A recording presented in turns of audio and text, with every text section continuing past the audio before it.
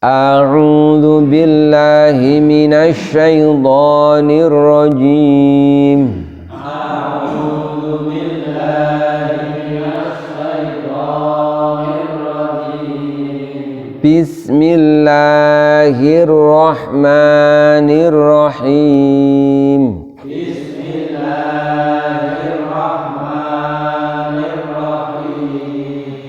La yu'akhidhukumullahu billaghwi fi aymanikum walakin yu'akhidhukum bima kasabat qulubukum.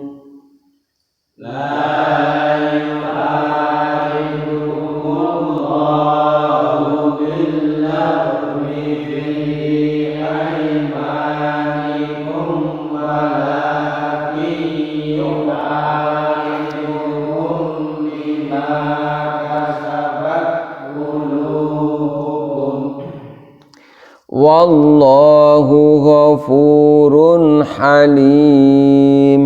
Wallahu ghafurun halim. Ya. La yu'akhidukum. La yu'akhidukum. Allah tidak akan yu'akhidu, menghukum kamu sekalian. Allah billahwi, disebabkan engkau tidak sengaja atau main-main, fi aimanikum, di dalam sumpah-sumpahmu, walakin, tetapi, yu'akhidukum, Allah menghukum kalian, bima kasabat qulubukum, disebabkan kesengajaan yang ada di dalam hati kamu sekalian. Wallahu, Allah, ghafurun, maha pengampun, halimun, dan maha penyantun. Ayat ini masih berkaitan dengan ayat yang kemarin, yang asbabun nuzulnya berkaitan dengan Abu Bakar yang bersumpah demi Allah. Abu Bakar mengatakan tidak akan lagi menafkahi Mistah, karena Mistah ini ikut menyebarkan berita bohong, membuat fitnah tentang Aisyah, putrinya Abu Bakar. Dipertegas lagi di ayat ini bahwa sumpah-sumpah yang itu sekalipun mencantumkan nama Allah, tapi kalau sumpah-sumpah itu dalam hal yang tidak baik, justru malah diperintahkan untuk tidak dilakukan. La yu'akhidukumullah, Allah tidak akan menghukummu, maksudnya di dalam sumpah-sumpah yang terlanjur disebut nama Allah, tetapi sumpah-sumpah itu tidak baik, kayak kemarin tuh bersumpah tidak akan menafkahi keluarga, bersumpah tidak akan bersedekah, itu kan tidak baik. Allah tidak akan menghukummu, artinya menghukum di sini adalah mewajibkan engkau untuk melaksanakan isi sumpahmu. Karena sebenarnya ketika orang bersumpah dalam keadaan seperti itu kan mungkin karena dia emosi, ya, mungkin karena dia keceplosan omong dan seterusnya. Jadi bukan karena itu benar-benar disengaja. Walakin yu'akhidukum bima kasabat qulubukum, tetapi Allah itu akan menghukummu, mewajibkan engkau untuk menunaikan apa yang jadi sumpahmu pada sumpah-sumpah yang benar-benar engkau dari hati, jadi sumpah yang benar-benar diniati, jadi bukan sumpah yang asal-asalan, bukan sumpah yang tidak disengaja tadi. Wallahu ghafurun halim, Allah itu maha pengampun, artinya ya kita salah memang begitu dengan sumpah menyebut nama Allah untuk sesuatu yang mestinya tidak dilakukan. Karena itu Allah kemudian memberikan maaf, dan Allah itu maha penyantun. Dalam sebuah hadis Rasul itu pernah bersabda yang isinya qala Nabi sallallahu alaihi wasallam, la yamina wala nadhra fi ma'siyati rabbi azza wa jalla wala fi qati'ir rahimi. Tidak ada sumpah, tidak ada nadar. Artinya sumpah dan nadar itu walaupun sudah disebut, ada kalanya tidak usah dikerjakan. Wala yamina wala nadhra fi ma'siyati rabbi azza wa jalla, dalam hal-hal yang itu isinya adalah maksiat kepada Allah. Jadi sumpah dalam hal-hal yang tidak diridhoi oleh Allah. Naudzubillah, ada orang contoh lagi misalkan sumpah aku tidak akan sholat, nah kayak gitu ya nggak usah dikerjakan. Jadi sumpah itu tidak terwujud, tidak terjadi dalam hal-hal fi maksiati rabbi azza wa jalla. Begitupun juga dengan nadar. Naudzubillah, ada orang bernadar, aku bernadar kalau aku mendapatkan rezeki banyak, aku akan traktir teman-teman untuk minum apa yang nggak benar, misalkan begitu. Nah itu sumpah nadar yang seperti itu la yamina wala nadra, tidak berlaku. Artinya sumpah yang seperti itu harus digugurkan. Kalau itu tetap dikerjakan, malah yang terjadi adalah dosa. Tapi pada intinya nama Allah itu jangan digegampang dipakai untuk sumpah.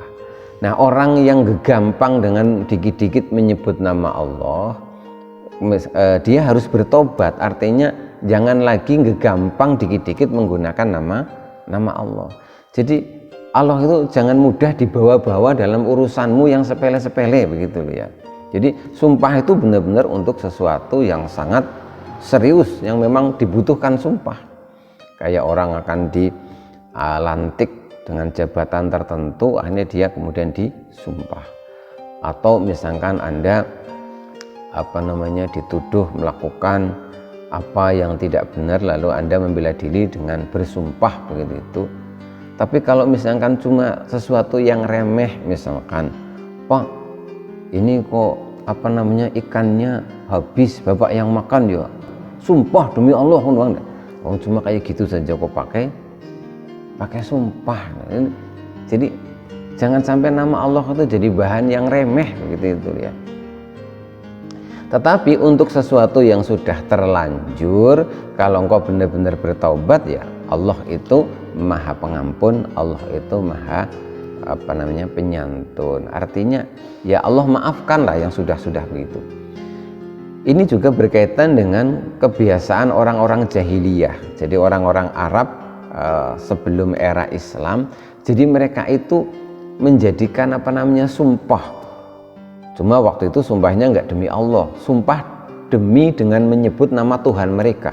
Sumpah demi Lata, sumpah demi Uzza, itu kan nama berhala yang dijadikan Tuhan. Jadi mereka itu biasa menjadi keseharian itu menyebut nama Tuhannya untuk sumpah-sumpah mereka dalam kehidupan keseharian.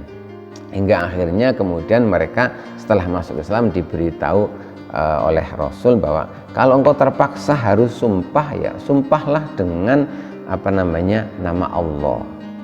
Kalau memang terpaksa sesuatu itu sangat penting harus sumpah, ya jangan sumpah dengan yang begitu. Ada misalkan dua orang bersaudara, itu ada salah satu saudaranya itu mempertanyakan harta warisannya orang tua.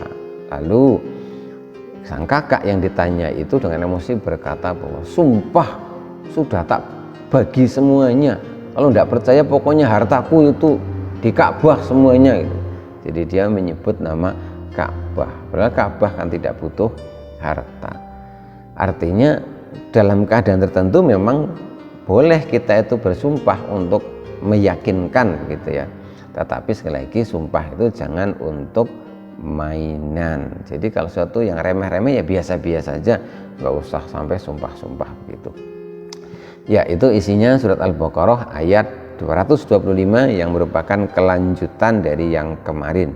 Jadi masih berkisah tentang asbabun nuzul kemarin, tentang Abu Bakar yang sumpah tidak akan menafkahi Mistah, orang miskin yang menjadi pembantu di rumahnya. Lalu ditegur bahwa sumpah-sumpah yang seperti itu tidak dibenarkan. la yamina wala nadra fi ma'siyati rabbi azza wa jalla wala fi qati'ir rahim. Jadi tidak ada sumpah, tidak berlaku sumpah ataupun nadar dalam hal-hal yang isinya maksiat kepada Allah. Juga contohnya tidak ada sumpah atau maksiat dalam hal-hal yang berkaitan dengan memutus hubungan silaturahim. Naudzubillah, ada orang bersumpah, aku bersumpah aku tidak akan lagi mengunjungi saudaraku. Nah itu kan tidak benar, karena Allah menyuruh kita menjaga silaturahim. Mudah-mudahan bermanfaat. Insyaallah kita lanjutkan lagi besok. Wallahul muwaffiq ila aqwamit thoriq. Assalamualaikum warahmatullahi wabarakatuh.